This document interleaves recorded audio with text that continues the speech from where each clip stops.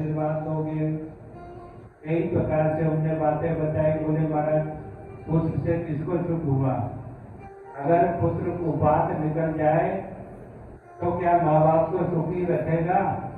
अगर आज्ञाकारी निकल गया राम के जैसे, भगवान कृष्ण के जैसे, तब तो अपने माँ बाप को सुख कर देगा। और अगर वह कुपात निकल गया तो वह माता पिता को हर समय दुख देगा। इसलिए ये बता। बोले राजा दशरथ के 4 पुत्र थे, फिर भी उनके अंतिम समय। इसलिए महाराज छोड़ो तुम ये बातें और भजन करो और मस्त रहो। बोले नहीं नहीं महाराज। बोले आप बाबा बैरागी हो, आपको पता क्या है कि पुत्र के सुख क्या होता है। इसलिए महाराज मैं आपको छोड़ूंगा नहीं और मुझे आप है ना आशीर्वाद देना ही पड़ेगा पुत्र का। बाबा जी ने सोचा कि चलो भाई जिद करना, पैर पकड़ लिया, छोड़ नहीं रहा तो संत को दया आ गई और आशीर्वाद के रूप में एक फल निकाल कर दिया अपनी झोली से। क्या? अपनी पत्नी को खिला देना, ताकि इसे खिलाएगा और कुछ समय के बाद पुत्र उत्पन्न हो जाएगा। इधर पंडित जी गए दौड़ करके घर पे और जोर से चिल्लाए बाहर से, अरे सुनती हो?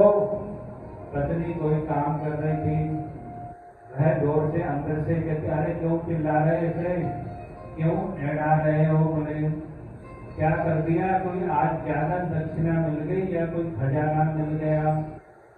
पंडित जी कहते बोले अरे तू जल्दी आ। बोले मैंने बोले आपके लिए कोई फल लाया हूँ और ये फल तू खा लेना, और तुम खा लोगी तो हमारे घर में पुत्र रतन की प्राप्ति होगी। अब है धुंधली ने ले लिया फल, लेकर के उनका चलो कोई बात नहीं रख लेती, रख लिया। और रखने के बाद में मन में सोचने लगी। पंडित जी इधर उधर चले गए पूजा पाठ करने, क्योंकि ठीक है मैं नहा धो करके खा लूंगी। पंडित जी ने देख दिया, इधर धुंधली विचार करने लगी। मुझे पता नहीं कहाँ से फल लाए। बाबा बैरागी का कोई भरोसा नहीं, कोई जादू टोना कर दे और उल्टा ही हो जाए, इसलिए इनका कोई भरोसा नहीं। बोले खाती नहीं हूँ, बोले उसने खाया नहीं, फल खाया नहीं, रख दिया। सोचने लगी खाऊं कि नहीं खाऊं, विचार करने लगी। इधर पंडित जी पूजा पाठ करने में लगे रहते और इधर धुंधली ने फल नहीं खाया। इधर उधर पूछा लगा, पड़ोसी ने कहा कि अरे बेटी खा ले तो पुत्र होगा। और कहीं सोचने लगी अगर कहीं मैंने फल खा लिया और गर्भ से हो जाऊंगी, पेट में बालक आ जाएगा, और कहीं घर में आग लग गई तो कैसे भगूंगा। कई प्रकार की बातें करने लगी। आखिर को फल खाया नहीं और वो फल क्या करा, अपनी गाय को खिला दिया। और इधर अपनी बहन को बालक होने वाला था तो बहन से कहा, बहन बोले ये फल नहीं खाऊंगी। बहन चाहती थी क्योंकि मेरे को 10-12 है, इसका तो कोई है नहीं बारिश, इसलिए मेरे ही बेटा इसके यहाँ बारिश बनकर बैठेगा।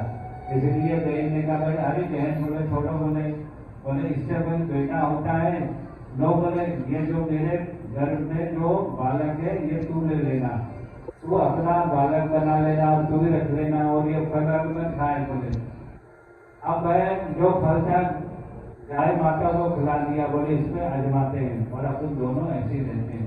अब समय आया तो धुंधली को एक पुत्र पैदा हुआ और पंडित जी को खबर दी तो बोले बेटा आ गया, क्योंकि धुंधली ने पहले से ही नाटक कर रखा था। बहन के यहाँ बालक पैदा हुआ और अपने घर लेकर आ गए। देखो जी बोले आ गया लाल। पंडित जी भी समझ गए, तुमने कहा आ गया क्योंकि सही। समय आया, पता लग गया, बड़ा हुआ, उन्होंने कहा बोले नाम रखो इसका।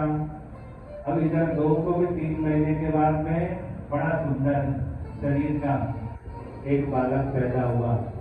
बड़ा सुंदर कान उसका कहते हैं डोग के जैसे, अपना शरीर सारा शरीर मनुष्य के जैसे।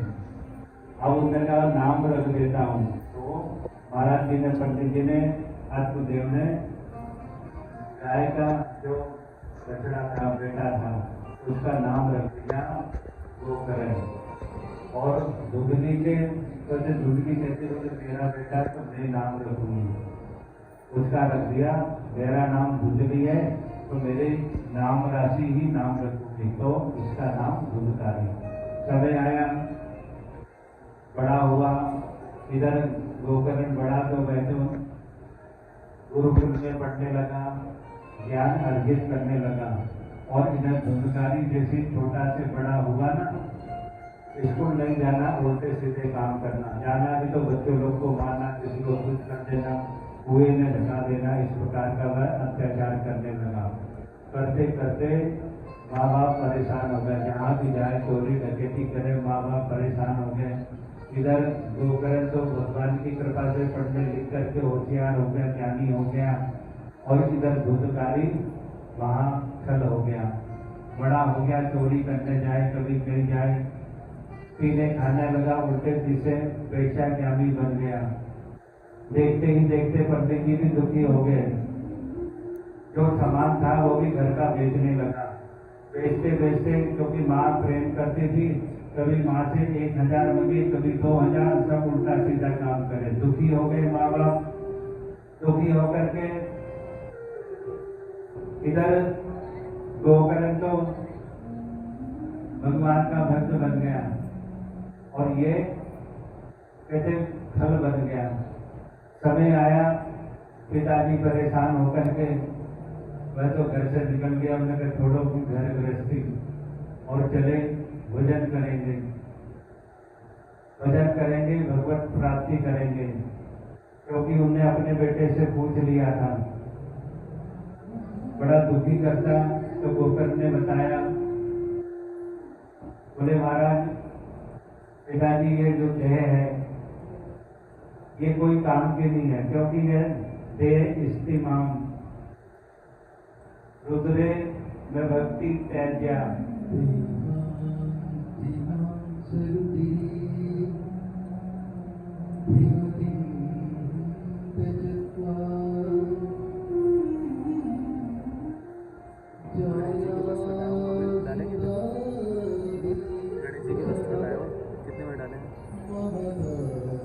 डालेंगे 5 बजे।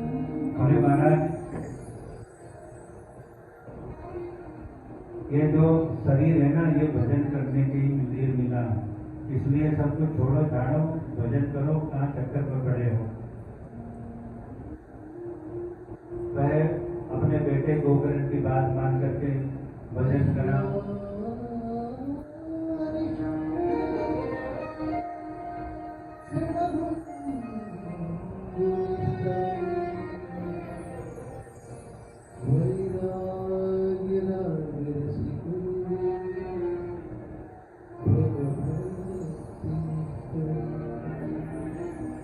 इस प्रकार वह सोच करके जंगल में गया, भजन करके भगवत प्राप्ति करी।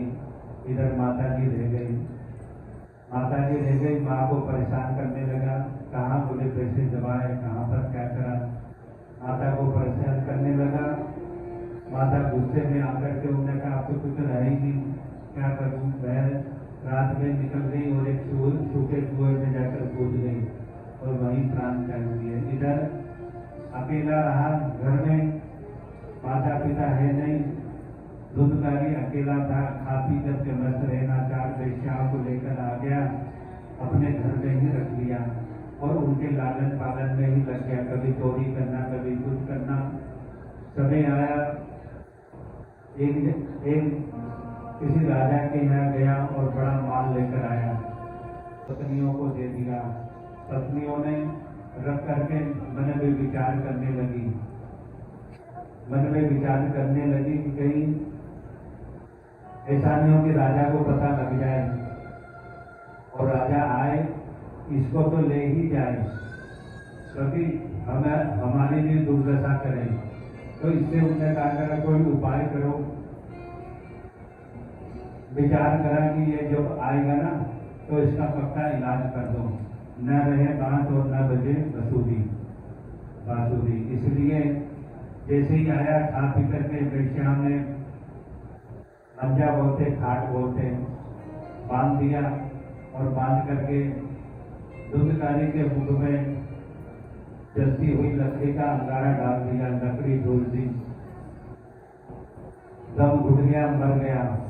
वेश्याएं जितना मान था लेकर के 9-2-11 हो गई, चल दी।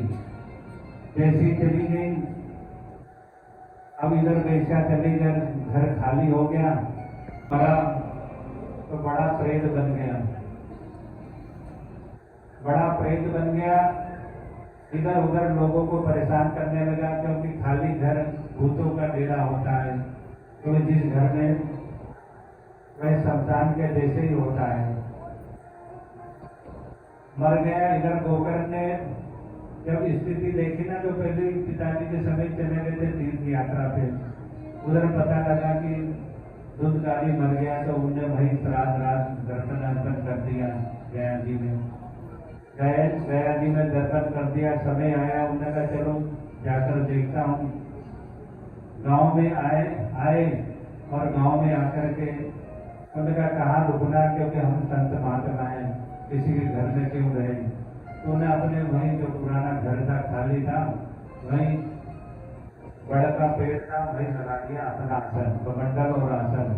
आसन में क्या, एक टूटी फूटी बोरी होती है, आसन होता है, और एक कमंडल चिमटा होता है, और उसमें जल होता है। भोजन नहीं होता, क्योंकि भोजन की दीक्षा कोई ना कोई दयालु दे देते। आकर के शाम को आया, लगा लिया, और लगा करके उन्होंने कहा भाई अब सुबह भगत लोग आएंगे तो चाहे भोजन पानी खाएंगे। भगवान गंगा जल जो लेकर आए थे यात्रा से, वो पिया, सो गया।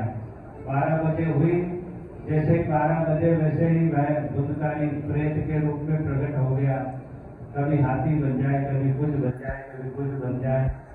और संत भगवान थे, डरते तो थे नहीं, क्योंकि संत जो होते हैं जंगलों में इधर उधर रहते, तो डर भय तो निकल ही जाता है, क्योंकि भगवान का भजन जो करता है तो भय समाप्त हो जाता है। अब देखा कि ये कौन है, तो उन्हें जैसे ही भगवान का ध्यान करा, थोड़ा सा जल छीटा, गंगा जल, क्योंकि भूत प्रेत जो होते हैं सूक्ष्म रूप में रहते हैं, कभी कुछ बन जाते हैं, कभी कुछ, बोला जाता नहीं। जैसे ही गंगा जल के छींटे मारे, वैसे बाली निकल पड़ी, रोने लगा, भैया मुझे बचाओ बचाओ बचाओ। कहा अरे भाई तू कौन है? भैया भैया कैसा है? कहते आप मुझे जानते नहीं हो। कहते अहम भ्राता तृतीयम स्वमे धुंधकारी नामता वके ये विदोषैन ब्रह्मास्मं नासतं मया। बोले भैया मैं आपका भाई हूँ धुंधकारी। अपने दोष के कारण मैंने अपने ब्राह्मण तत्व को नष्ट कर दिया और मेरे कुकर्म की कोई संख्या नहीं है, जिसके कारण मुझे प्रेत योनि मिली। प्रेत योनि मिली और मैं वायु का ही आहार करता हूँ, खाना पीना उल्टा सीधे ही मिलता है। और बोले मैं भटकता रहता हूँ, इसलिए मेरी रक्षा करो रक्षा करो। कहते मैंने तो